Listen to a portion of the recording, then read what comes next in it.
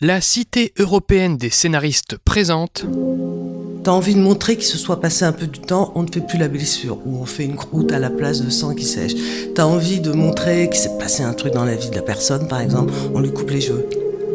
Nos changements induisent forcément un truc dans la narration et dans le temps qui passe dans le film, je veux dire. Les HMC et le scénario. Salut, c'est Baptiste Rambaud. Un dimanche sur 4, j'ai le plaisir de discuter avec ceux pour qui le scénario est un outil de travail. Qu'ils soient techniciens ou employés de bureau, qu'ils interviennent en pré-prod, en prod ou en post-prod, à chaque métier son rapport particulier au texte. Ça peut arriver souvent que le personnage principal féminin porte une robe rouge. Donc ça, c'est écrit dans le scénario. Et en fait, quand on en discute avec le réalisateur ou la réalisatrice, en fait, on se rend compte que c'était une façon pour lui ou elle d'indiquer que voulait mettre en avant une féminité.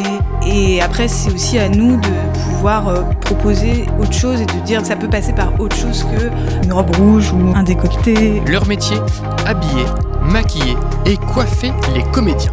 Dans ce deuxième numéro de l'émission, la parole est au HMC. Quel est leur rapport au scénario ? À eux 5, mes invités du jour ont notamment officié sur les productions Studio Bagel et Golden Moustache, sur Mandibule, Titane, Le Bureau des légendes, Les Olympiades, OSS 117 ou encore Mission Impossible Fallout. Je les laisse se présenter et vous souhaite une bonne écoute en leur compagnie. Cet épisode a été enregistré en juin 2021. Alors moi je m'appelle Chloé de Nombel et je suis costumière pour le cinéma, pour la télévision, pour les séries, enfin tout ce qui est audiovisuel, les publicités, le web. Là j'ai terminé une série pour OCS et là je viens tout juste de terminer le prochain film de Me Hansen Love. Merci. Ensuite ? Alors, je m'appelle Odile Fourquin, je suis donc chef maquilleuse depuis fort longtemps, car je pense être de loin la plus âgée autour de cette table. Je fais quasiment que de l'audiovisuel, principalement du long métrage et de la série, ou de la télévision, de la fiction. Je travaille en ce moment sur une série Netflix qui s'appelle Emily in Paris. Avant, j'avais fait un film de Patricia Mazui, le retour de Patricia Mazui. Et avant, j'avais fait cet été le film de Pierre Salvadori. Voilà. Ça fait beaucoup. Merci. Je m'appelle Anne-Sophie Glédil, je fais partie de l'AFCA, l'Association française des costumiers du cinéma et de l'audiovisuel. Sinon, je fais du cinéma et aussi de la série indépendamment.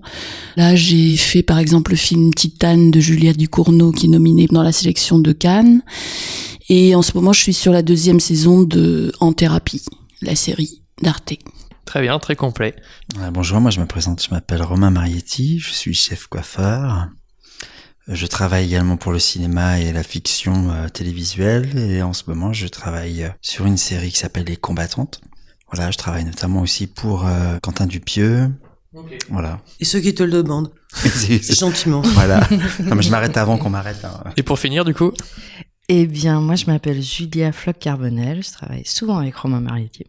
Enfin, le plus possible. Et là, donc, on est sur cette série ensemble, Les Combattantes d'Alexandre Laurent, sur la guerre 14-18, qui est fort passionnant, qui va nous prendre 5 mois. Et avant ça, on faisait une série avec Chloé, qui s'appelle 3 fois Noël, réalisée par Nadège Loiseau. Et avant, parce que quand même, j'étais sur le film de Jacques Audiard, qui part à Cannes. Là. Bah, félicitations. Merci. Merci à tous d'avoir été très brefs. Bravo. On va pouvoir commencer donc avec la première question. Quel est votre rapport au scénario ? On peut commencer avec toi si tu veux, Chloé. Moi, dans mon métier, le rapport au scénario, il est assez simple. Ça peut paraître assez trivial, mais quand je lis un scénario, mes problématiques, elles sont très concrètes. Je fais un dépouillement, qui est un terme technique, mais qui est assez bien trouvé parce que c'est au sens propre du terme, tu décortiques un peu toutes les petites indications très concrètes de est-ce qu'il fait jour ou est-ce qu'il fait nuit, est-ce que c'est l'été ou est-ce que c'est l'hiver, est-ce que ça se tourne dans la rue, du coup est-ce qu'il y a de la figuration, quel âge a le personnage, où est-ce qu'il vit. Enfin moi c'est ce genre d'informations très précises qui pourraient paraître anecdotiques parfois, mais c'est vraiment ces informations très concrètes qui moi m'intéressent dans mon métier. Ok. Odile, ensuite ? Alors, hormis ce dont vient de parler Chloé très très bien, c'est-à-dire le décortiquage, etc.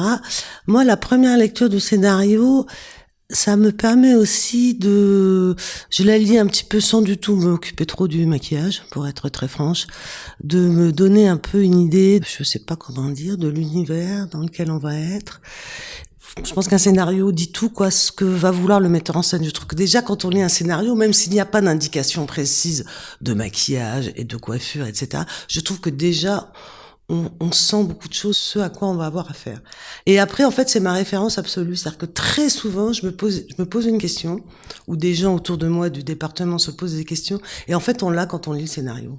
Non, mais c'est tout con. C'est intéressant. Est-ce qu'on va bien voir les figurants? Est-ce que des choses très très bêtes? Est-ce que ça va être un endroit petit? Donc, je trouve qu'en fait, la plupart du temps, quand on se pose une question même très concrète, je parle pour le maquillage et la coiffure, hein, pas. Je trouve qu'en fait, il y a tout. Sur la figuration, c'est très très parlant. Un scénario, on se dit bien si ça va être un fond de gens ou si ça va être des gens très près. C'est pas pareil si on est dans un restaurant et dans un endroit ouvert. Enfin voilà, c'est ma référence absolue en fait. Et je me reproche souvent de pas assez avoir relu. Je me dis, j'aurais dû relire, en fait, ça m'aurait évité une question con à un tel ou un tel. Ok, voilà. Intéressant. Voilà, c'est tout ce que j'ai à dire. Merci. Anne-Sophie? Moi, je dirais que c'est un peu comme Odile, je lis la première fois un scénario, je me laisse aller dans l'histoire, surtout pour avoir des images mentales, en fait, je pense.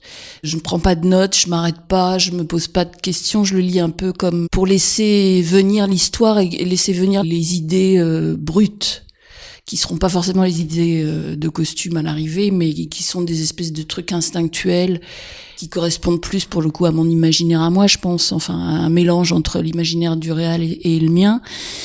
Et après, je vais commencer à faire du dépouillement, à rentrer dans des choses plus techniques, à voir là où il y a du sang, de la pluie, des trucs où il faudra que les costumes soient en 5 exemplaires, des choses comme ça. Parce que c'est important aussi, mais ça c'est une deuxième ou une troisième lecture même. Le plaisir avant la technique, avant le métier, quoi, du coup. Ouais, mais qui donne surtout des inspirations spontanées, quoi, aussi. Il y a des choses qui sont plus plaisantes à lire que d'autres, enfin, il y a plein de niveaux aussi. Romain, du coup? Moi, ça dépend du scénario. En fait, à vrai dire, il y a des scénarios, quand je commence à les lire, je peux plus m'arrêter. Du coup, je ne me pose aucune question technique. Et c'est après que je me dis... tiens, il me semble avoir lu ça, donc je refais toute une lecture technique, effectivement, où je décortique toute l'évolution des comédiens. Est-ce qu'il va y avoir les cheveux mouillés? Est-ce que ils vont avoir chaud? Est-ce qu'ils vont dormir? Est-ce qu'ils vont se coiffer tout seuls? Qu'est-ce qui va amener, en fait, l'univers du comédien? Et puis, il y a d'autres scénarios où, en fait, d'entrée de jeu, je sens que ça va être technique, je sens qu'il va falloir faire attention à plein de trucs, et du coup, je commence par une lecture hyper technique, où savoir si c'est un scénario qui se passe sur une journée, 2 jours, 10 jours, 20 jours, 20 ans. Et puis, qu'est-ce que ce scénario va m'amener techniquement comme problématique à résoudre, comme évolution de personnage. Et puis, juste avant de lire le scénario, je m'intéresse au réalisateur. Je regarde beaucoup de vidéos pour savoir quel est son univers. Et du coup, je me projette. Il y a des réalisateurs avec qui je travaille qui sont un peu loufoques, donc du coup je peux laisser aller facilement mon imaginaire à des personnages un peu loufoques justement. D'autres au contraire sont très rigoristes, très carrés, très naturels, très simples, auquel cas je me laisse aller plus dans des choses plus oniriques et moins fabriquées, quoi, on va dire. Ok, donc le côté réalisation quand même prend le pas sur le côté lecture du scénario dans ces cas-là. Ouais. Ok. Absolument. Et enfin Julia? C'est vrai que je rejoins un peu vous tous. Difficile de passer en 5e. On changera de sens après, si vous voulez. Là, je sens qu'il y a du lourd autour de la table. Mais pour rejoindre Romain, moi, c'est vrai que les scénarios qui sont écrits par ceux qui vont les réaliser sont particulièrement intéressants parce qu'ils disent beaucoup de choses sur effectivement l'histoire, mais aussi sur la personne qui va la réaliser et comment il va diriger ses acteurs. Et du coup, ça m'aide beaucoup à la rencontre avec la personne. Et la première lecture, effectivement, elle est pas vraiment technique pour moi. Elle est plutôt, tiens, qu'est-ce que ça m'appelle comme période de cinoche? À quel film je pense? Quel film j'ai aimé ce type de scène ou ce type de traitement, je sais pas, d'une scène amoureuse ou... Et du coup, j'ai plein de choses qui me viennent et je me dis, ça sera peut-être une discussion intéressante avec le réalisateur. C'est vrai que moi, ça me parle aussi beaucoup du réal, de son regard qui pose en male gaze, en female gaze, tout ça. Puis après, effectivement, comme dit Odile, des choses de plus en plus carrées, mais c'est vrai que comme on l'a dit, je sais pas, au moins 7 fois, quoi, enfin en entier. Bon, il y a des fois on n'en peut plus. Il y a des fois tout va bien.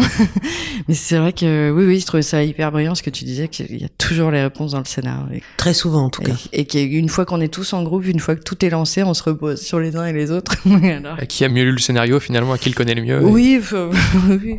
Après, je suis pas d'accord sur tous les projets non plus. Ça marche en général, c'est vrai. Mais il y a des projets où on va dire, ah oui, dans les didascalies, il est écrit que nanana. Et le réal va dire, oui, non, mais on s'en fout de ça. Moi, ça m'arrive aussi, dans l'autre sens. C'est-à-dire que oui, mais finalement, ça, c'était aussi pour créer un univers pour la personne qui lit, mais la personne qui lit étant un distributeur, un mec une du actrice, CNC, un acteur, une actrice, tu vois, tous ces genres de gens. Mais s'il a dit, elle porte une robe rouge très élégante, c'est pas forcément ça à l'arrivée.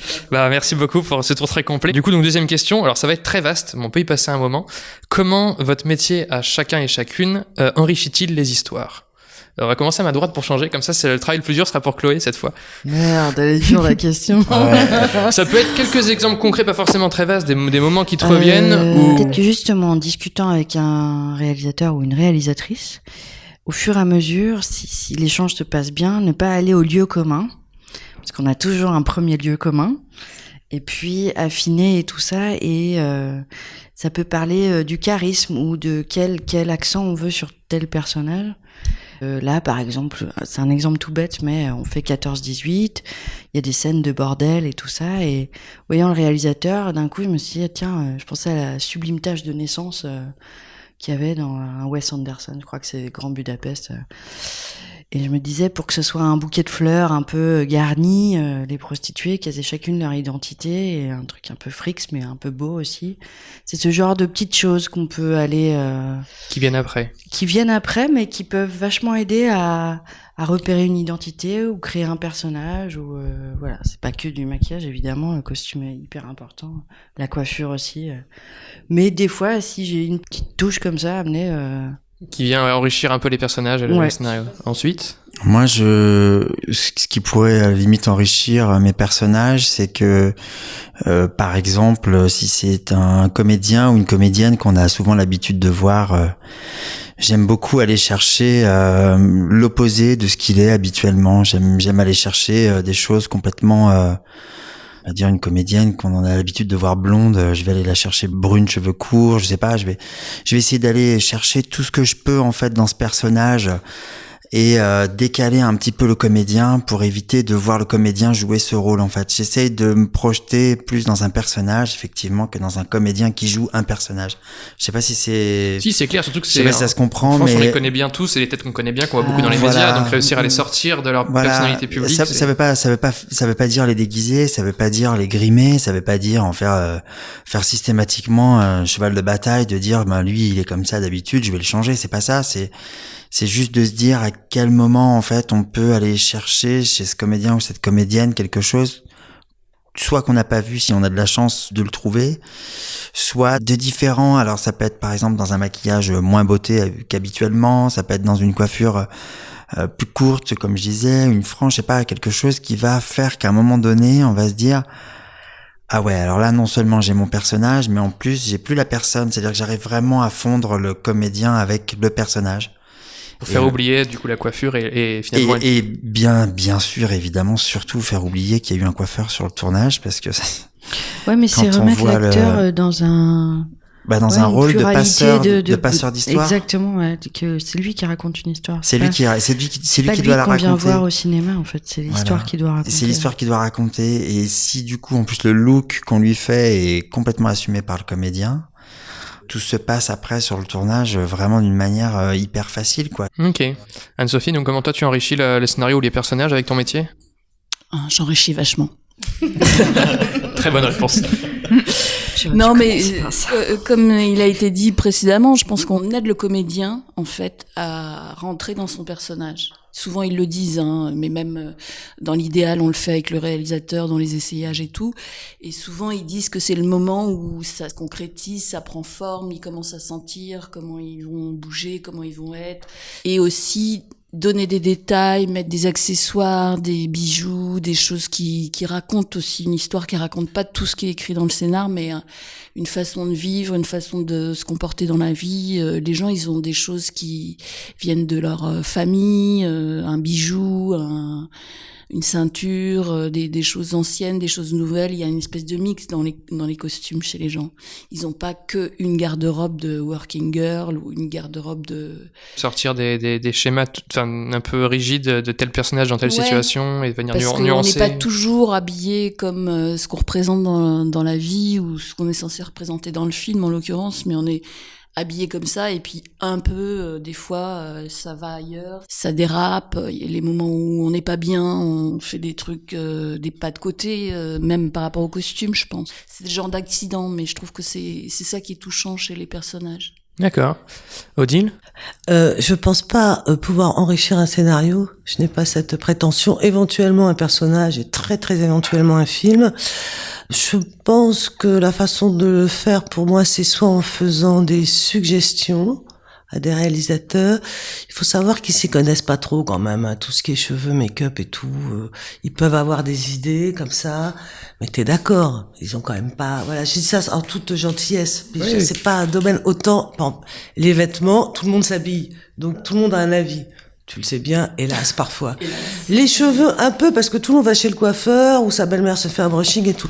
Par contre, dès qu'on est sur le maquillage, et notamment le maquillage beauté, les gars, ils vous parlent d'un maquillage naturel, et en fait, c'est pas spécialement naturel, ou ils disent, oui, je veux pas qu'elle soit maquillée, en fait, on lui met du rouge à lèvres, mais pour lui, le rouge à lèvres, vous voyez, tu vois ce que je veux dire? Oui, je vois. Le vocabulaire est très important, avec la façon de comprendre ce que veut la personne, c'est notamment en lui suggérant des choses, avec, moi, en tout cas, l'idée toujours en fond, c'est qu'on m'oublie, quoi, et qu'on oublie mon travail.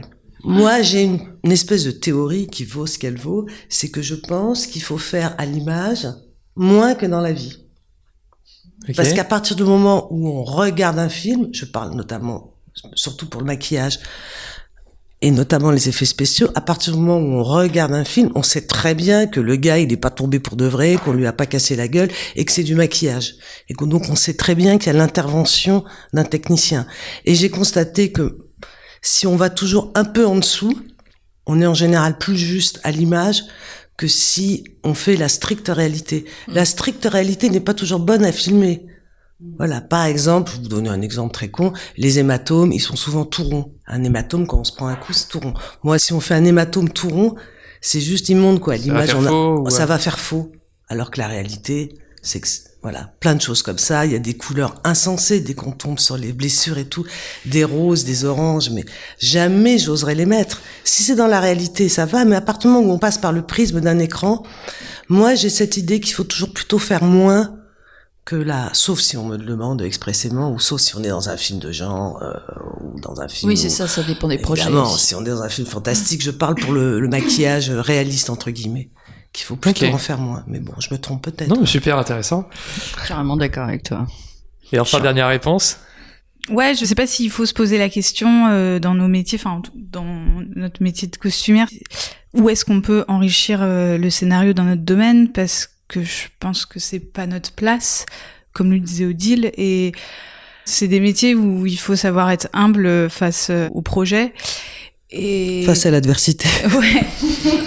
Et du coup, plus que d'enrichir un scénario, mais de peut-être coller au plus près et au plus juste le projet. Je pense que c'est ça la vraie problématique qu'il faut garder en tête.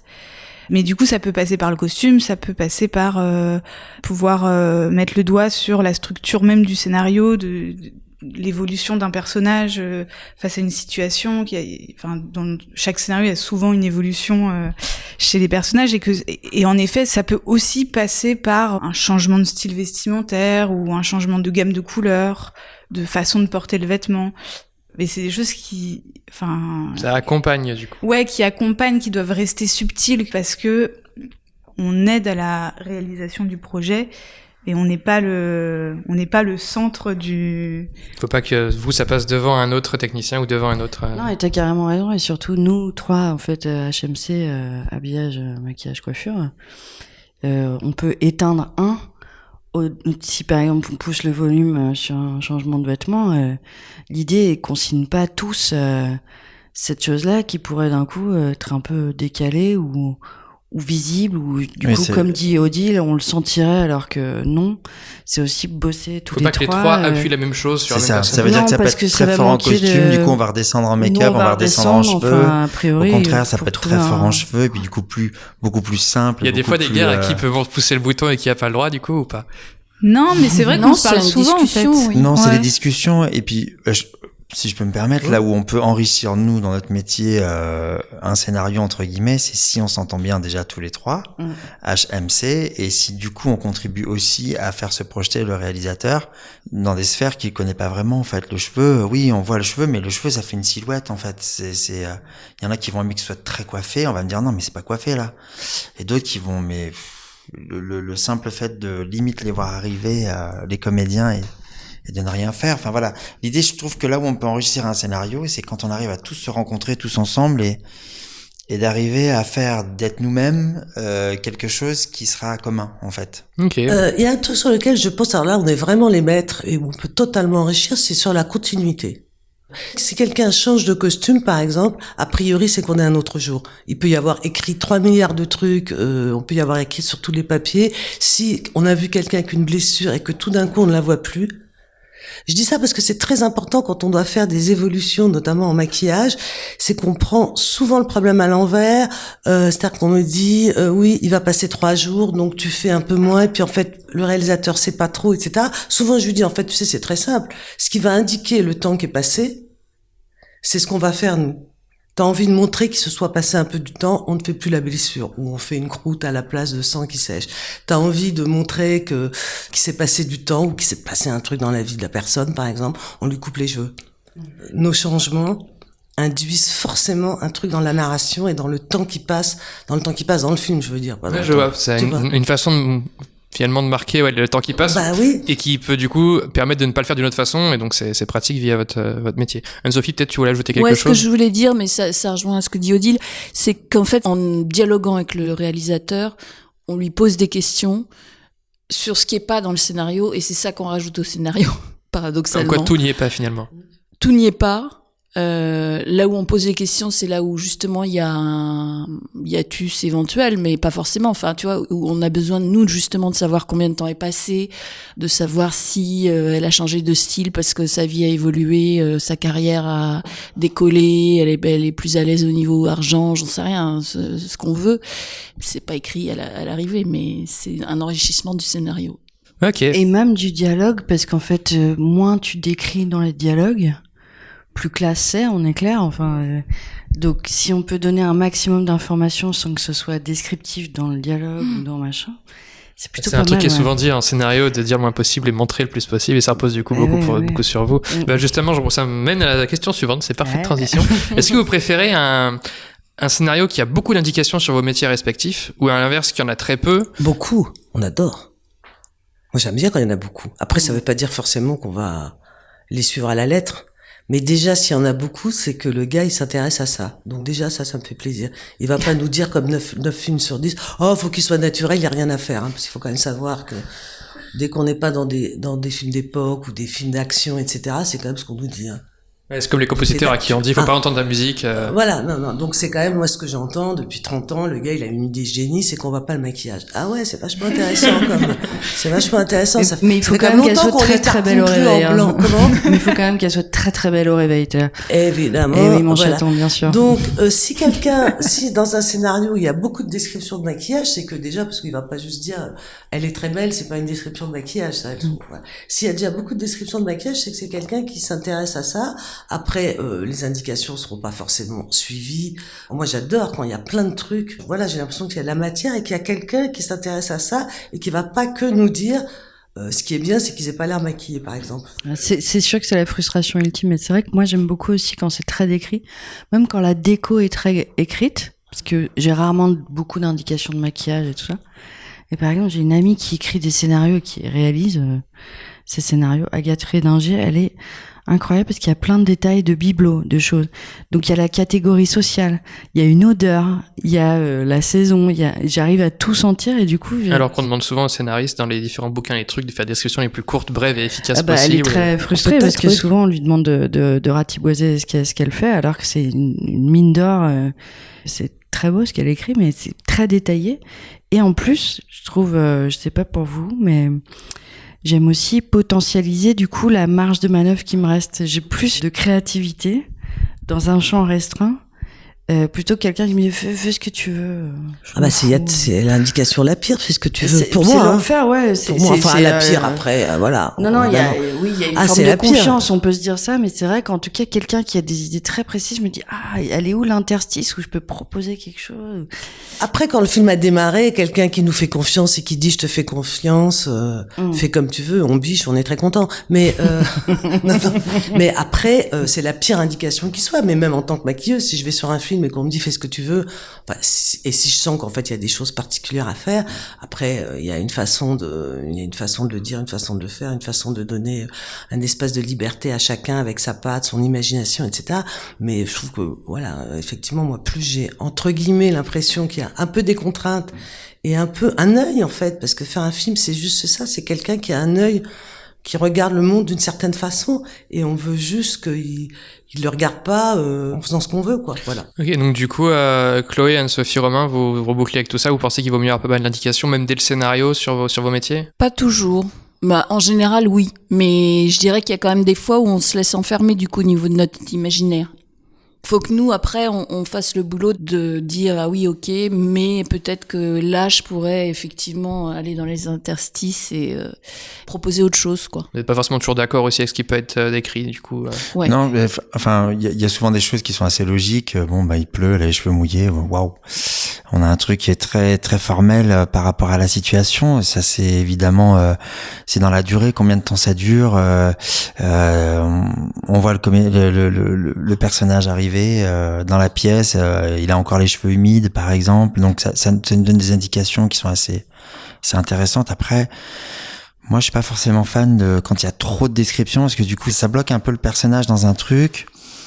On se demande si c'est une vraie volonté du réalisateur de l'avoir cloisonné là-dedans. Dans ces cas-là, c'est parfait. Ça veut dire qu'on a effectivement le chemin qui est tout tracé. Ou si c'est juste une manière d'avoir dit ça pour donner de la consistance à son personnage. Et du coup, après, oui, mais tu m'avais dit qu'en fait, là, la mèche, une mèche sur l'œil, je sais pas, une connerie, c'est marqué, je sais pas, il y a des trucs comme ça, parfois, moi, ça me bloque un peu. Je préfère avoir le champ libre de lui proposer plein de choses. Des fois, ça peut être un peu générique, et pas forcément plus approfondi que ça. Voilà, quand c'est simplement indicatif, ça me va aussi. Je préfère évidemment de la description dans le décor, dans l'ambiance, parce que moi, ça me projette en fait sur le personnage. C'est ça qui va me dire, tiens, là, évidemment, comme on disait au tout début d'interview, c'est vraiment l'ambiance avec toutes les références qu'on s'est fait nous dans tout ce qu'on a vu, dans tout ce qu'on a regardé, dans notre jeunesse, dans toute notre culture en fait, qui va faire que un décor qu'on va lire va tout de suite nous dire ah, putain, ça me rappelle tel personnage et pourquoi pas ça serait bien de l'avoir comme ça. Et moi, les personnages, personnellement, je les construis au fur et à mesure que je les lis. J'ai pas toujours une idée tout de suite de base, quoi. J'ai une idée qui me vient, puis une autre, puis après je fais un champ des possibles, comme dans un entonnoir, et puis après au fur et à mesure on enlève, on égrène, et c'est pas forcément d'une situation ou d'une explication ou voilà. Moi je me méfie même de mon idée de base en fait. J'essaie de m'en souvenir et j'essaie de me dire moi j'ai appris ça c'est forcément l'inconscient collectif, il est forcément là. Et du coup et ça peut être bien pour certains, pas toujours changer en biais les choses, mais en tout cas le lieu commun, soit on le garde et on le chérit, soit on s'en moi c'est vrai que je garde tout, du coup je garde toutes mes rêves de la première à la dernière en fait. Je vois comment elles ont évolué, évidemment avec la discussion avec le réalisateur aussi. Mais des fois, en fait, ils savent ce qu'ils veulent sans savoir ce qu'ils veulent. Donc, du coup, c'est un peu compliqué. Les indications, c'est pas toujours très juste. Donc, quand on a quelqu'un qui s'intéresse un peu aux cheveux et puis que finalement, quand on lui montre un truc, c'est l'opposé de ce qu'il voulait, on se dit, on a perdu du temps. Ouais, et pas le même regard. Moi, une fois de plus, les indications, je les prends pas comme des choses à respecter. comme des instructions ou des consignes. Je vous dis, le seul truc qui me plaît, c'est que tout d'un coup, je me dis, c'est un gars ou une fille qui s'intéresse un peu à ça. Mais je sais très bien qu'il y aura marqué une fille blonde et qu'ils vont aller caster une brune, par exemple. Oui, ça. On est bien d'accord. Ouais. Je dis, tiens, le gars, il a quand même mis qu'elle était blonde, donc il s'intéresse un peu à ça, quoi, tu vois. Oui, c'est vrai. Des fois, c'est vrai qu'il y a des indications un peu trompeuses dans les scénarios. Enfin, pour parler costumes, ça peut arriver souvent que, je sais pas, le personnage principal féminin porte une robe rouge. Donc ça, c'est écrit dans le scénario. Et en fait, quand on en discute avec le réalisateur ou la réalisatrice, en fait, on se rend compte que l'important, c'était pas nécessairement la robe rouge, mais en fait, c'était une façon pour lui ou elle d'indiquer que je sais pas voulait mettre en avant une féminité. Et après, c'est aussi à nous de pouvoir proposer autre chose et de dire en fait une femme peut être belle et féminine sans robe ou belle et pas féminine, mais enfin ça peut passer par autre chose que une robe rouge ou un décolleté. Il y a un peu des expériences comme ça les uns et les autres sur ce sujet-là ou pas oui, sur beaucoup, des mauvaises façons d'exprimer quelque chose, et quand vous comprenez ce que la personne voulait faire, vous trouvez une autre façon de le faire. Bah, il y a plein d'éléments qui se mélangent à ça. C'est que déjà un scénario, quand il arrive sur notre table, en général, on sait que c'est pas la version définitive. Hein.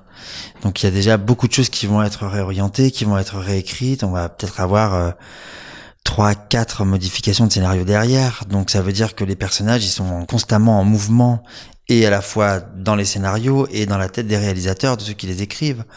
Et c'est un peu étrange de se dire qu'on a une indication, comme disait la robe rouge. Effectivement, la féminité, c'était pour marquer ce moment-là. Elle est super belle et féminine.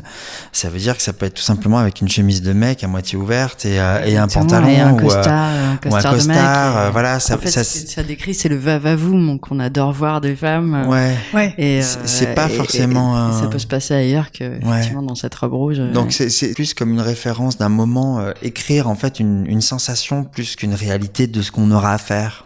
Enfin. Oui, c'est des indications à décrypter en fait. Voilà. C'est comme un message codé qu'on nous donne et on le décrypte pour. Ok, je pense que c'est du coup assez complet là-dessus. Merci pour vos réponses. Est-ce que ça vous est déjà arrivé qu'une exigence propre à vos métiers implique de modifier le scénario parce qu'il y a un truc que vous pouvez pas faire ou qui vous demandera peut-être trop de moyens, trop de temps que vous n'aurez pas la possibilité de déployer? Oui. Ouais. Des exemples? En tout cas, si ce n'est le scénario, la continuité de la narration. Le film donc justement que j'ai fait là en février de Patricia Mazui, elle aurait adoré qu'il passe de rasé à mal rasé. C'est voilà. ça. Pour montrer le temps qui avait passé, que le gars il voulait devenir plus propre, enfin bon.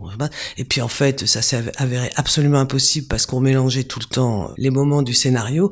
Donc elle a dû changer un peu et dans sa continuité, parce que c'était effectivement un très bon curseur de montrer que le temps avait passé, puisque tout d'un coup le gars était rasé, mais comme c'était impossible, il y a eu des changements, peut-être pas de scénario, mais de narration, de temps qui passe, quoi. Que finalement. Oui, ça, dans le sens scénario, dans le sens la façon dont on l'histoire, le récit. Ou des gars qui vous demandent des choses impossibles, je veux dire, parce que ils ont souvent plein d'idées, mais par exemple, dès qu'on est en télé, ça va très très vite. Donc le gars, il voudrait qu'elle soit tant sale, un peu moins sale, un peu plus sale, à moitié sale et ça. Et puis après, on voit que dans le plan de travail de la journée, c'est même pas possible. On n'a même pas le temps d'aller pisser, donc on n'a même pas le temps de faire 12 changements. Donc tout d'un coup, on va recaler, mais je pense que c'est plus par rapport à des contraintes de plan de travail et de temps, parce que c'est long tout ça. Et de budget aussi. Et de budget, oui, exactement. Et là, j'aimerais bien qu'elle ait les cheveux courts, puis quand il voit le prix d'une perruque, voilà, et comme nous, on n'a pas envie de poser des perruques cheap, ou qu'on n'a pas envie de faire du maquillage cheap, moi je dis toujours, il vaut mieux rien faire qu'un truc, voilà. Après, on est très rodé à essayer de démerder les couilles, d'aller à toute vitesse, à 4 pattes sur le plateau, ça on fait aussi, mais... Et puis même faire les conséquences d'une bagarre avant d'avoir filmé la bagarre. Ah bah ça, j'ai fait que ça, moi. Les 10 dernières années, je n'ai fait que des gars blessés après la bagarre. Ah non, mais ça, c'est systématique, hein. C'est compliqué pour vous, ça? Ça rend un peu triste. Bah oui, parce que c'est une prise énorme de responsabilité que d'aller poser un coup sur une chorégraphie qu'on n'a pas vue. Alors des fois, on demande la chorégraphie, vu qu'ils s'entraînent, en théorie. Si la production souvent, a les moyens de le faire. Souvent, ils les changent. Ils échangent, Et ça c'est- se le passe le pas mieux, comme c'est quand même prévu. d'avoir assisté à la bagarre, quoi, au tournage de la Clairement, bagarre, ouais. on est bien d'accord. Mais ça, c'est... Pour déterminer quelle trace, à quel endroit, à quel truc. C'est même quand- pas une quand histoire ça de repose que sur responsabilité. vous, Moi, hein. je me sens responsable de rien, j'exagère. Mais c'est juste une histoire de crédibilité, quoi. Le gars, il se prend un grand pain à gauche, et puis quand on a tourné les conséquences, on nous a dit, fais-lui un pain à droite, et puis dans la continuité, où il se prend des coups monstrueux, et on le retrouve après, il a pas de sang, c'est ce qui m'est arrivé il y a pas longtemps, et le gars, mais il devrait même être mort et enterré, quoi. Et avant, on m'a dit non, pas trop de sang, puis après, il tourne le truc, fait, non, bon, voilà. Elle a ses tant pis du coup. Ça, c'est vite à vite maquilleuse. Chloé, ouais. Ouais, après, je pense que ces problématiques-là, c'est une discussion qu'on peut avoir avec plus la production que avec le réalisateur ou scénariste ou parce que c'est souvent des problématiques de budget au final, parce que dans le cinéma tout est faisable. Pour vous, tout est possible, c'est ça du coup la réponse, c'est qu'en fait, tant qu'il y a le budget et le temps, c'est jamais arrivé que votre métier est un truc impossible, qu'on demande un truc où c'est juste pas possible à faire, quoi. Si, il y a des choses Techniquement, impossibles à faire. Il y a des choses impossibles. Comme disait Odile, on va toujours chercher la solution et débrouiller l'histoire, en fait, pour essayer de trouver une solution.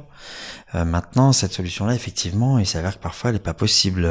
Moi, sur un film que j'ai préparé cet hiver, ça parlait d'histoire d'une femme malade avec sa fille. Sa fille décide de se raser la tête en même temps que sa maman qui perd ses cheveux. Et la comédienne voulait le faire elle-même. Mais sauf qu'en fait, dans le plan de travail, évidemment, il fallait lui raser les cheveux après qu'on ait tourné comme le les coup de la plans barbe, du c'était cheveu long. impossible Voilà, avec c'est le ça. plan de travail. C'est des choses qui sont pas tout à fait possibles. Après, il faut filmer les cheveux qui repoussent. Donc ça veut dire qu'il faut prendre le temps pendant le tournage de faire ces choses-là. Finalement, du coup, on se dit, non, alors on va peut-être pas faire ça. On va lui raser la tête, on va faire tous les plans, la tête rasée, puis on va lui trouver une perruque. Du coup, elle a déjà les cheveux longs, elle est OK pour faire ça. Est-ce qu'on du coup couperait pas, ses cheveux pour les faire remettre sur une perruque? Comme ça, on retrouve quelque chose d'hyper naturel, d'hyper vrai. Et puis effectivement après, on se dit ça on va pas le dire au réalisateur que c'est pas possible. On va d'abord aller voir la prod pour savoir si on peut faire fabriquer ça, ici et ça. Et à la fin, des fois, on dit non, en fait, c'est pas possible. Anne-Sophie, peut-être des histoires comme ça On nous fait souvent le coup au costume du vêtement qui va être déchiré dans l'action. Ça, Je vois tellement. La galère. d'une prise au bon endroit. C'est pas arrivé tant que ça dans la vraie vie de déchirer Non, parce les que vêtements. les vêtements, ils se déchirent pas si Bien facilement sûr que qu'on non, croit. Encore c'est les très boutons bien. pètent, ça il Ouais. pète. Ouais, mais c'est un grand fantasme du cinéma. Ouais. Après, on n'est pas Grand obligé de faire fantasme. des choses qui existent dans la vraie vie, donc c'est pas la problématique non plus. Si c'est dans le scénario, on va faire un max d'efforts pour que ça se réalise dans ce qu'on tourne, parce que de toute façon, on fait cinéma aussi, on fait pas des films qui racontent toujours la vérité. Et des fois, c'est ça qui est magnifique. Et des fois, il faut faire moins, comme disait Odile tout à l'heure, mais des fois, l'inverse, Ouais, faut pousser des fois, les il faut faire potards. trop, ouais. Parce que c'est ça aussi la cinématographie de certains films. Et c'est ça qui est intéressant, de se mettre à quatre pattes, comme dit Odile, pour donner ce genre de possibilités, même avec des petits moyens. Ce qui a un peu changé, surtout pour nous maquilleuses, c'est l'arrivée de la post-prod numérique. C'est-à-dire qu'avant, faire surgir du sang, c'était forcément la maquilleuse, donc c'était un certain temps avec l'artificier qui devait poser des trucs et après changer tout le monde. Maintenant, par exemple, c'est des trucs qui se font énormément en numérique. Une prothèse qui se voyait un peu, parce que le gars, il avait attendu 12 heures avant de tourner, comme dès qu'on pose une prothèse, si c'était moche, c'était moche. On pouvait plus faire de gros plans. Maintenant, on sait qu'on peut, une fille qui a un gros bouton, etc. Donc ça, pour les maquilleuses surtout, peut-être un petit peu pour vous au costume et un petit peu aux cheveux, mais moins, parce que les cheveux, c'est très très compliqué en numérique à trafiquer. Il commence à y arriver, mais c'est très très compliqué. J'en ai parlé avec les gars de chez MacGuff et tout. Mais cher. en maquillage, les prix ont baissé quand même maintenant, voilà. Et par exemple, des choses qui étaient très compliquées à faire avant pour rajeunir les gens. Mais oui, on vient de me parler de... Moi, j'ai fait ça sur la dernière saison du Bureau des légendes, où alors là, c'est vraiment une action conjointe entre le maquillage, la coiffure, le comédien à 98% et l'équipe des VFX, c'est-à-dire qu'on les a rajeunis de manière... moi, je trouve vraiment réussi. Je parle pas pour moi parce que c'est surtout les gars des effets spéciaux, beaucoup mieux que sur certains films américains que je ne citerai pas. On voit duquel Mais on m'a parle, parlé je pense justement qu'on voit du tous. Bureau des légendes, de ce que vous aviez fait au Bureau des légendes, parce qu'on m'a parlé Et de... ça, d'une c'est des choses, c'est- à mon avis, impossibles. On n'aurait jamais pu rajeunir Mathieu Amalric parce qu'on aurait pu lui mettre 4 kilos de fond de teint, lui mettre des tirettes, une perruque et tout, ça n'aurait rien eu à voir avec là.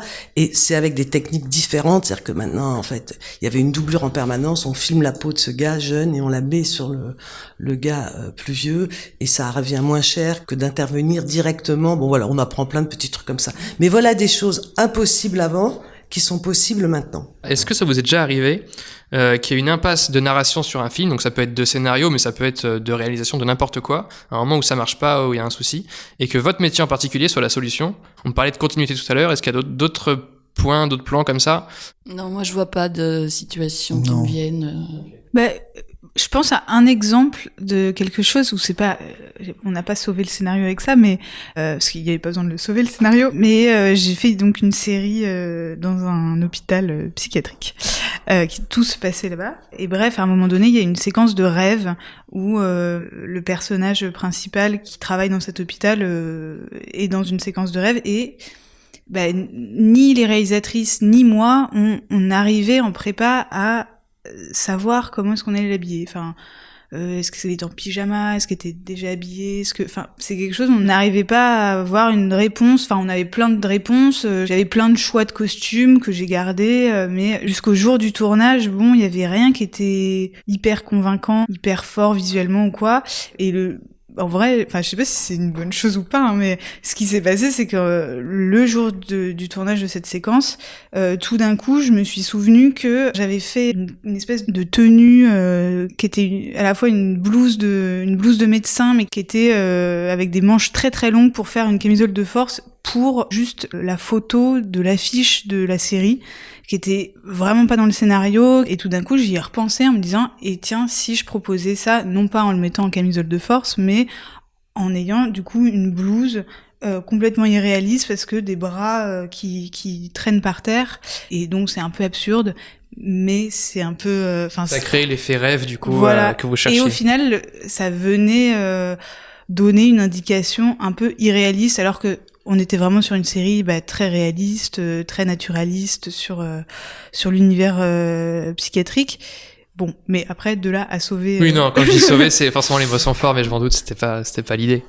Est-ce que le scénario peut influencer votre désir de vous engager sur un projet? Est-ce que c'est arrivé?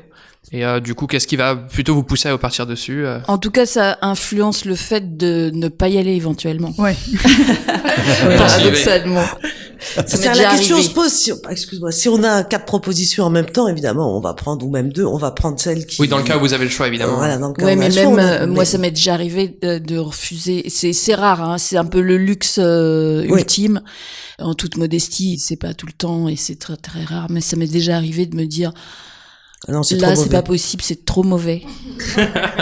Vraiment, désolé, hein, je cite pas de nom, donc tout va bien, mais... Moi, je pense que le scénario, en fait, déjà, tout dépend d'où il vient, en fait, de qui nous le propose, moi, je trouve. C'est-à-dire qu'un scénario, moi, si je sais qu'il vient d'un endroit ou d'un autre, je le regarderai pas de la même manière. Moi, un jour, j'ai accepté un scénario juste parce que le réalisateur, il voulait une coupe mulet sur un des comédiens. J'ai dit oui tout de suite. Je savais pas qui c'était, je savais pas ce qu'on faisait. C'était pas un ami réalisateur ou c'était pas... Non. Il dit ouais, moi, on me propose ce film. On me dit ouais, le réal sur un des comédiens, il veut une coupe mulet avec la nuque bien longue, un truc bien spécifique. J'ai dit mais je prends tout de suite. C'est ce que je disais tout à l'heure. On adore quand même quand ils nous disent des trucs de coiffure ou de maquillage. J'avais pas lu du tout le scénario. Je savais même pas qui c'était. Quand j'ai lu le scénario, je trouvais ça un peu loufoque. Évidemment, je me suis dit, est-ce que j'ai bien fait? Et oui, j'ai bien fait, évidemment. Mais voilà, après, il y a d'autres endroits, peut-être à tort, hein, moi perso, je dis, non, ça, j'y vais pas. Je pense qu'on peut lire un très très bon scénario, qu'on trouve formidable, et savoir qu'on va terriblement s'emmerder au maquillage ou à la coiffure. Tu comprends ce que je veux dire? Ouais, c'est que évidemment dans l'idéal on veut tourner des bons scénarios avec des bons réalisateurs, mais que moi mon choix ne se fait pas forcément là-dessus. Si j'ai le choix une fois de plus, etc., c'est qu'il y a des films que je choisis parce que ce que je vais avoir à faire à mon poste est marrant, quoi, ou parce que je l'ai jamais fait, ou parce qu'on va être très très nombreuses, et j'adore quand je peux constituer des équipes, parce qu'on est sous ces métiers, on est souvent seul, donc dès qu'on peut être nombreuses, ça m'amuse, plus nombreuses que d'habitude, voilà. Et ça veut pas dire forcément que ce scénario-là est meilleur. Mais c'est vrai que plus les années passent, plus j'ai envie qu'il y ait un petit défi. Que ce soit un film d'époque, soit un film avec des blessures, soit un film avec une comédienne que j'estime que difficile à maquiller. Ça.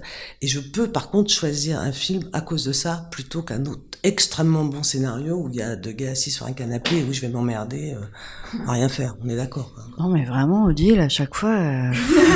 Ah ouais, c'est problème. En fait, je crois qu'il n'y a pas en dernier. Moi, je peux plus passer derrière Odile. C'était tellement juste. Non, mais t'as complètement raison. Effectivement, moi, j'ai fait plusieurs films d'auteur où les films vont être très bons. C'est beau, c'est poétique et tout. Bon, après, les enjeux de maquillage, je suis assez pépouse, hein. Enfin, je sais juste que ça va être surtout des contraintes de production. Je vais me peler les couilles en décembre la nuit. Je vais être payée en annexe 3. Ça va partir à Cannes, ça, je suis très contente. Mais par exemple, ça a été une spécialité à un moment de tourner en décembre la nuit dehors en rouling. Alors, il faut savoir que je vomis en voiture la première demi-heure. Et voilà, c'est sûr que des fois, je me dis pourquoi je pars de Thaïlande, pourquoi pas.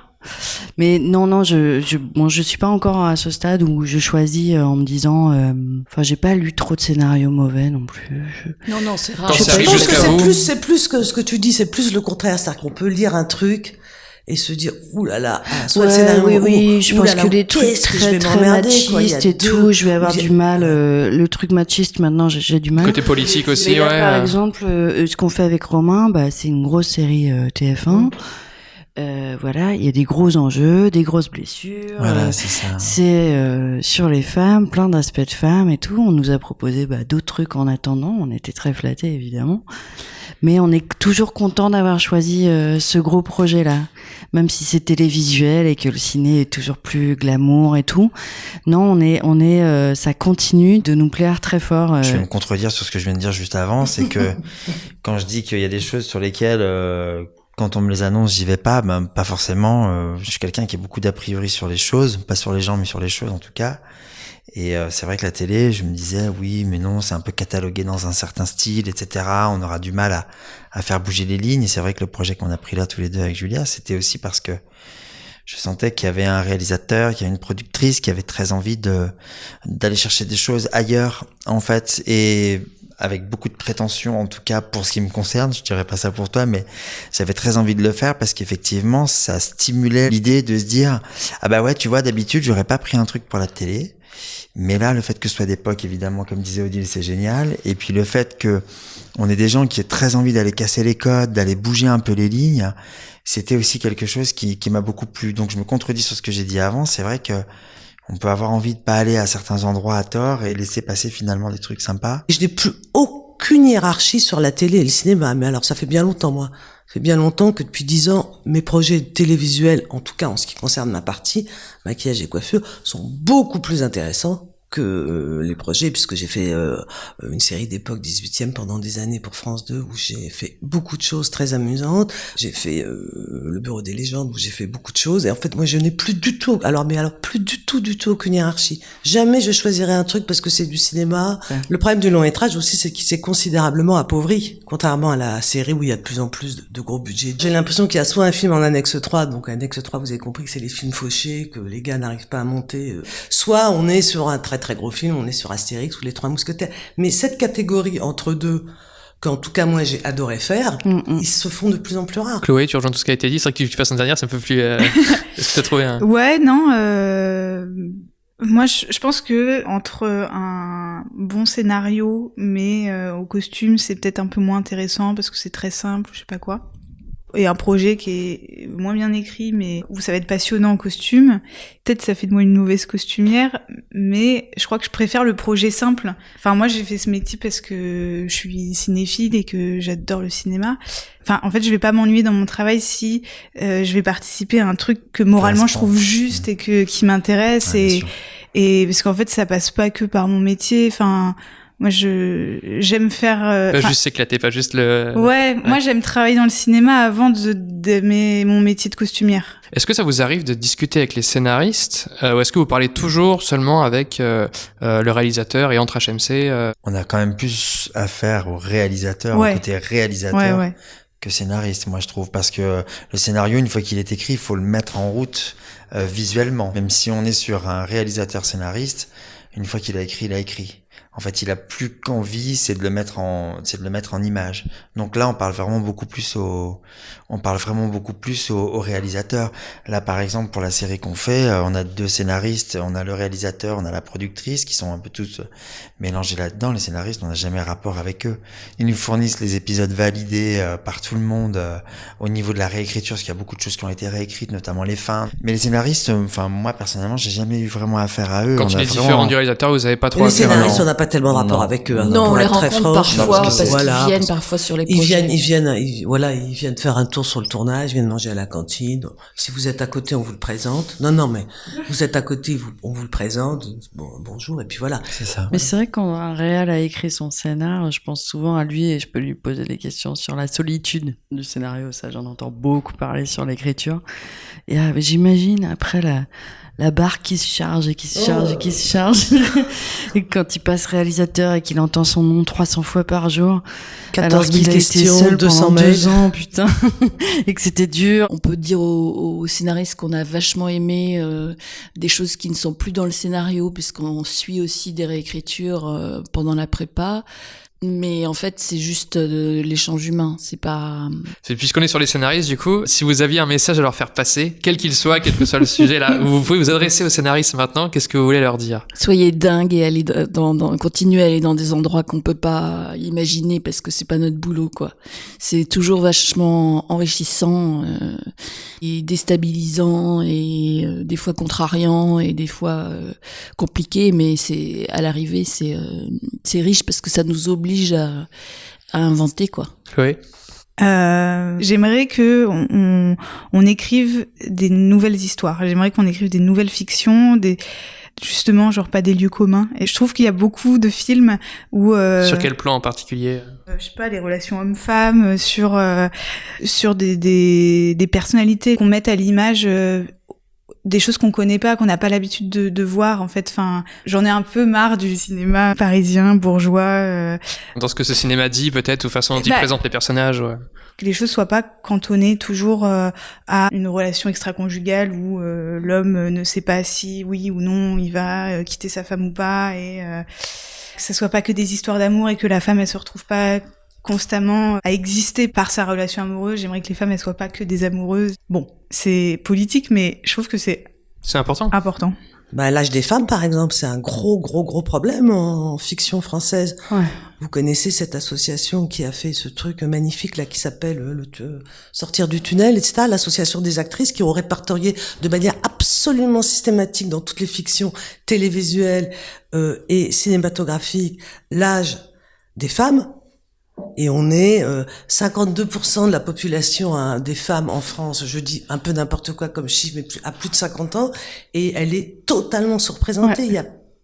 Il n'y a quasiment pas de femmes de plus de 50, alors de plus de 60, n'en parlons pas, sauf le rôle de la grand-mère qu'on va voir 5 minutes, les choses comme sauf ça. Catherine Deneuve parce que c'est une star et qu'on la prend. Sinon c'est rien que ça, je trouve. Mais moi je le vois bien. Enfin, dès que je travaille, je veux dire, des femmes, on va dire de mon âge, je n'en vois quasiment pas. Mais je me méfie beaucoup aussi de tout d'un coup, on va mettre du politiquement correct. Donc on va, je m'en méfie beaucoup. Histoire des quotas, tout ça. Ouais, des quotas, voilà. Je pense qu'avant tout, il faut qu'un scénario soit bon, évidemment. Quelque chose à rajouter, Romain, pas forcément sur ce sujet-là d'ailleurs, un message à faire passer au scénariste, même. Moi, j'aimerais qu'il y ait plus de roues, déjà, d'hommes aux cheveux longs. On précise que Romain est très hétéros, haut. bordel. Voilà, les coiffeurs hétéros, ça c'est vrai que mon Dieu. Non, moi, j'en ai un peu marre du cinéma politique, en fait. J'aimerais qu'on soit dans un truc beaucoup plus léger, beaucoup plus, je sais pas, naturel, presque. Oui, j'aimerais que ces rapports, effectivement, ça planisse un petit peu plus, en fait. L'étape d'après, ouais. Et qu'on en soit déjà un système. Plus poser la question.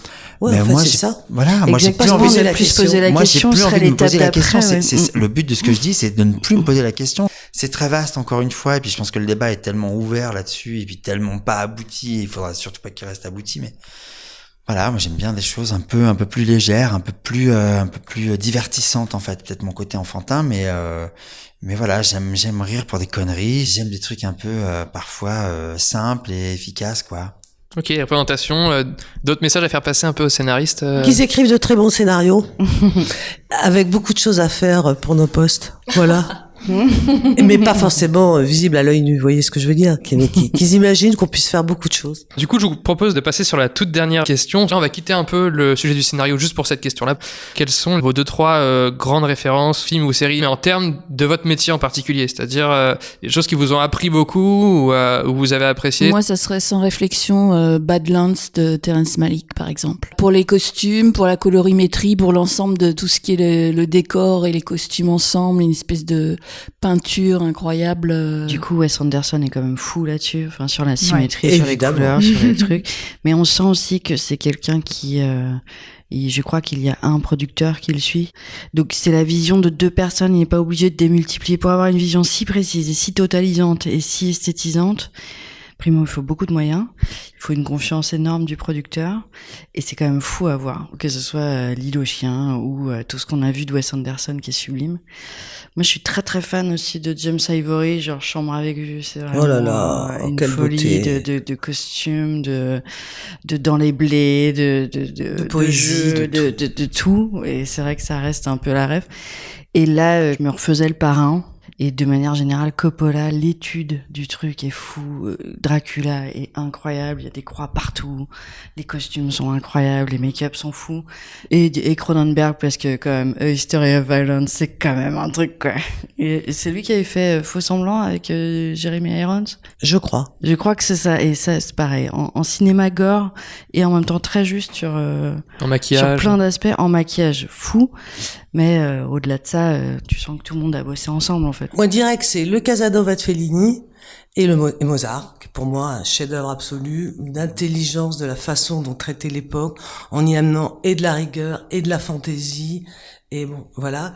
Et puis après des références absolues. J'ai beaucoup aimé, comme tout le monde, la série Queen's Gambit, où j'ai trouvé qu'il y avait un formidable travail de maquillage, de coiffure, de cohérence entre les couleurs des cheveux, du costume, des murs derrière, etc., de la couleur du canapé, évidemment, voilà, par exemple. Mais ça peut aussi aller dans des trucs complètement opposés, parce que, par exemple, en ce moment, moi, je regarde Mare of Eastwood, et il y a rien qui se voit. Les costumes sont invisibles, le maquillage, la coiffure, ça n'existe Mais pas. ça peut être passionnant aussi, du coup. C'est hyper bien fait, c'est parfait. Oui, c'est vrai que c'est formidable aussi quand ça se voit pas. On Voilà. est bien d'accord. Là, évidemment, moi, je pense à des trucs qui se voient parce que je suis un peu... C'est ceux qui nous... J'avais entendu un truc dans un podcast comme quoi, par exemple, tous les films qui avaient eu les meilleurs décors au César, c'était les films d'époque parce que c'était les films où on voyait les décors. Ou peut-être les costumes, je sais plus, c'était les costumes. C'est les costumes. Toujours. Tes rêves, toi, du coup, Chloé, ce serait quoi Bah moi, c'est peut-être un peu bateau, mais moi, je suis jamais trop sortie de la nouvelle vague. Mon cinéaste préféré, c'est Éric Rohmer. J'aime tout chez lui, j'aime beaucoup son esthétique et c'est hyper simple.